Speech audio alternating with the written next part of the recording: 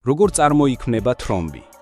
როდესაც სისხლის სისხლძარღვებში არ მიედინება ფიზიოლოგიურად ნორმალურად, შესაძლებელია წარმოიქმნას თრომბი. თრომბის წარმოქმნა წარმოადგენს ჰემოსტაზის პირველადი მექანიზმის ნაწილს და იცავს ორგანიზმს ჭარბი სისხლის დაკარგვისგან. მაგალითად, კანზე მცირე ტრაუმის დროს ორგანიზმი წარმოქმნის თრომბს, რომელიც რამდენიმე წამში ან წუთში აჩერებს სისხლდენას. თრომბს აქვს წითელი ჟელესებური მასის მსგავსი სტრუქტურა, რომელიც ბადისებური ფორმით არის ორგანიზებული. მისი ძირითადი კომპონენტებია: თრომბოციტები, სისხლის ფორმიანი ელემენტები, რომლებიც წარმოიქმნება ძვლის ტვინში და მონაწილეობენ ჰემოსტაზის პროცესში. ფიბრინი, ცილა, რომელსაც აქვს წებოვანი სტრუქტურა და გრძელი ძაფისებური ფორმა, რომელიც უზრუნველყოფს ბადისებურ ჩონჩხს თრომბისთვის.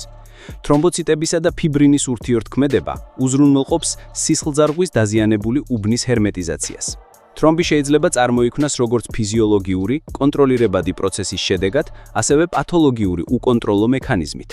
უკონტროლო თრომბოზი შესაძლოა გახდეს სიცოცხლისთვის საფრთხის შემცველი. მაგალითად, კიდურების ღრმა ვენებში წარმოქმნილი თრომბი ცნობილია როგორც ღრმა ვენური თრომბოზი. ამ დროს აღენიშნება ტკივილი, კიდურების შეშუპება და კანის ფერის ცვლილება, ჰემატომის მსგავსი სილურჯე. თრომბის სხვა გართულებები მოიცავს ფილტვის არტერიის ემბოლიას, კიდურის იშემიას, მიოკარდიუმის ინფარქტს, ცერებრო-ვასკულარულ ინსულტს. როგორ შეიძლება პრევენცია? ზოგიერთ შემთხვევაში სისხლის შედედების დარღვევამ შეიძლება გამოიწვიოს ჭარბი რაოდენობით თრომბების წარმოქმნა.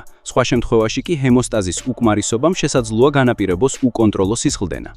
პრევენციული ღონისძიებები მოიცავს ნორმალური სხეულის მასის შენარჩუნებას, რეგულარულ ფიზიკურ აქტივობას და თამბაქოს მოხმარებაზე უარისთქმას.